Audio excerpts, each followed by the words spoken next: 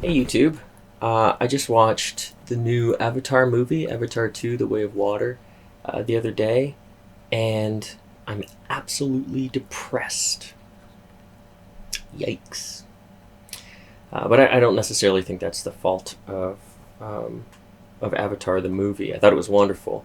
I'm a bit of a fanboy, and I fell in love with the first one and highly anticipated this one coming out. Um, but to backtrack a little bit, I was diagnosed with bipolar about 5 or so years ago, but I've been dealing with it my whole life. It just, on average, takes what I think 13 years or a decade or something to properly diagnose somebody with bipolar. That's how difficult it is to really hone that one in. I don't know. But I've been navigating that for a very long time now, and I understand my own personal cycles around ups and downs and depressive episodes. And I've had this one coming on for a couple weeks now. But after watching that movie, I definitely grand slammed my depression out of the park for the last couple days. I've been pretty debilitated, going curled up in my bed, just crying for extended periods of time, having almost no motivation to do anything.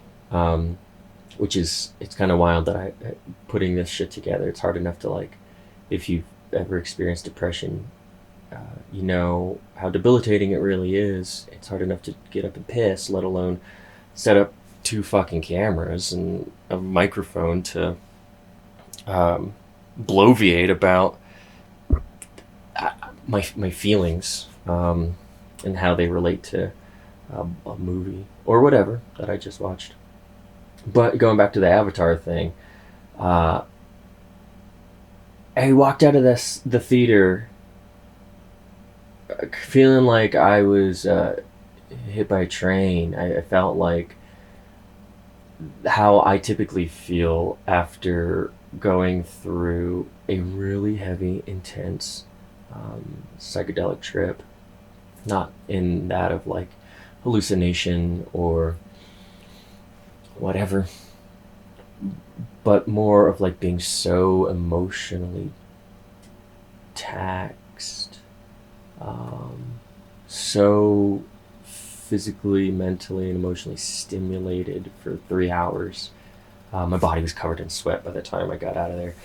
So it was a really intense, for me, it was a really intense movie. And if you're one who's like prone to being hyper sensitive to or in tune with like themes around our environment, and I mean, you know what the fuck Avatar is about. It's just like saving the environment and like connection to your fellow person and with nature. And this had a lot of themes of coming to age stuff and acceptance societally, familially.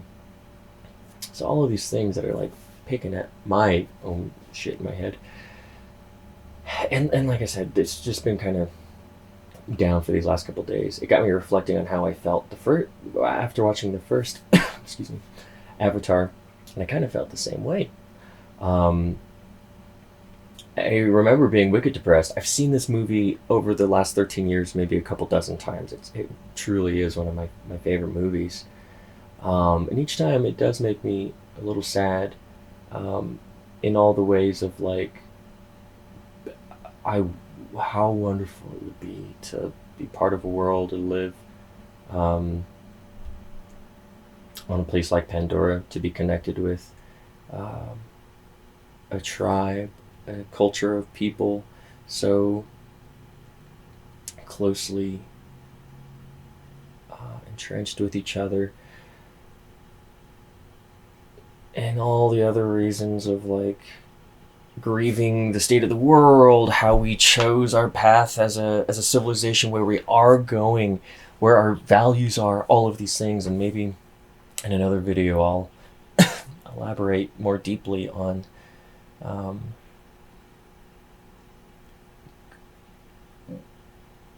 that topic.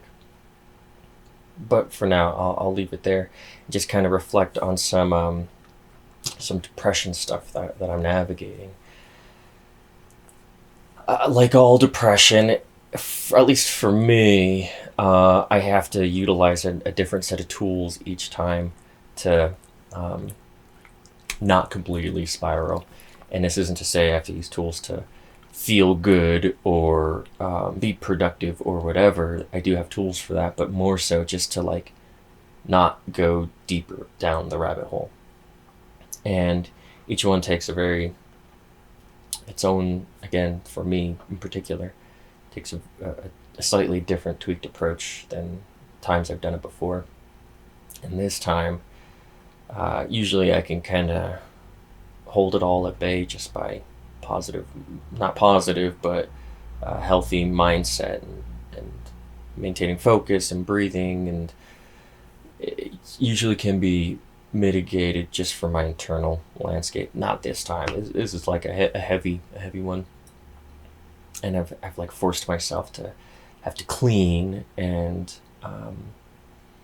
like feed myself, as many of us might be able to understand, empathize with, and then do this, set shit up, and try to talk about how I feel. I would love to be able to be more comfortable with talking from this place, because it is not very the most comfortable thing to do. Firstly, talking to a camera at all, but especially in a place that's like this. So this is just to kind of freeform it and doing a fucking thing while I feel like shit, basically, because I know that in the end, as soon as I hit the fucking stop buttons on all of these things, something's going to be released, something's going to be comforted inside of me, just because I did a thing, and did a thing beyond washing my dishes or taking a shower. Those are very helpful, valid, useful tools, but there is something about engaging parts of your mind, particularly for me around creativity, expression, all this stuff, that I don't know, whether it releases serotonin, dopamine, I can't say, but I do know that it feels good on the other end.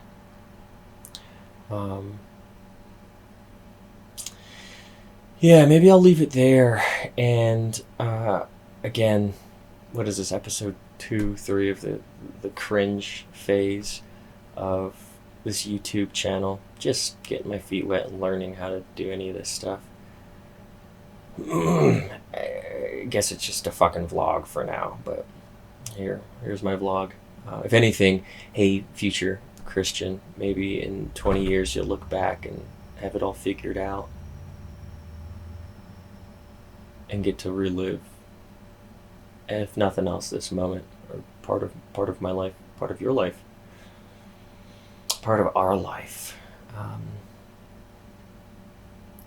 hoping to, in future episodes, get into maybe some of my background, maybe some bipolar stuff. I believe I've mentioned institutionalization at the age of 21 and navigating that. Again, I'm still trying to really refine. I know the intention still of this channel, and it is absolutely that of broad scope, understanding and confronting difficult internal experiences, human experiences, and figuring out ways to find more balance and tools to bring us closer to a healthier mindset when navigating these things. And I'm still trying to figure out how to do this effectively. If you haven't seen my other video, it kind of goes into more of the broad strokes of why the fuck I'm doing any of this, but I do really believe, and I believe we're all here for figuring something out, doing a thing, whatever it is, and I don't think I went crazy for no reason. I don't think I put a knife into my stomach for no reason, or have like just been dealt a set of cards as a human to just like have gone through so much fucking suffering for no reason. It's not a pity party. I've had wonderful things in my life. I've had so much absolute luck in the things that I've become passionate about and chosen to pursue. And at the same time, like all of us, we all have our challenges to get through. And I'm really, if nothing else, hopefully somebody will click, as I have many times on this platform, in the hopes that somebody is going to talk in a way that makes me feel a little less alone. Because boy, fucking howdy, when I go through things like this, not so much depression, but specifically things that bring me down in regard to the future of humanity or our history, generational traumas, feeling like there has got to be something more or more in depth than these hollow values that Western culture, specifically America, seems to be founded on painfully. There's got to be someone else out there that's like feeling these things, and I know that there are. And I have these people in my life, but I'm officially rambling now. And if you have made it to this part, thank you for being here. We'll probably never meet, but I'm grateful for you. I'm grateful that you're here. I hope that you're taking care of yourself. And truly, if I could shake your hand and look you eye to eye, I would be incredibly grateful for it. I'm sure that you are a beautiful human and you navigate your life in some sort of symphonic mastery of like you've gone through an entire life of experiences, endless internal choices that all seem to accumulate to this final equation of you, and you do it masterfully.